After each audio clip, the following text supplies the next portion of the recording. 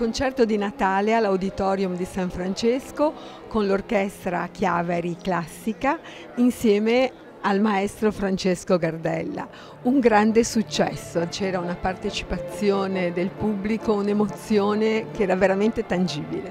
Sì, devo dire poteva forse sembrare strana la scelta di un programma dedicato a Morricone nel periodo natalizio, ma secondo noi è musica che proprio crea emozioni dalla prima nota all'ultima, perciò ci sembrava la musica adatta. Ribadisco, come ho già detto tante volte, che è sicuramente il compositore italiano più conosciuto al mondo in questo momento, perciò nell'anno dei suoi 90 anni di età e 60 di carriera ci sembrava giusto questo omaggio.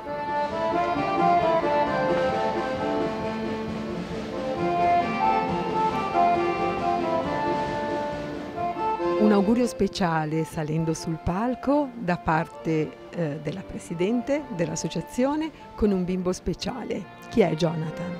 Jonathan è un bambino appunto speciale, un bambino da aiutare grazie all'associazione del CAV che stiamo aiutando insieme alla mamma, e quindi Jonathan diciamo che è il nostro bambino Gesù, da accogliere e da amare.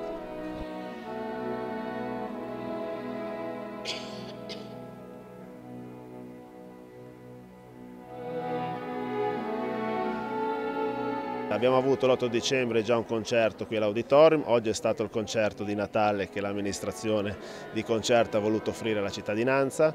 Avremo poi il concerto di Capodanno, il 4 gennaio appuntamento col grande jazz col maestro Enrico Rava, e poi avremo anche il 13 gennaio e il 27 gennaio.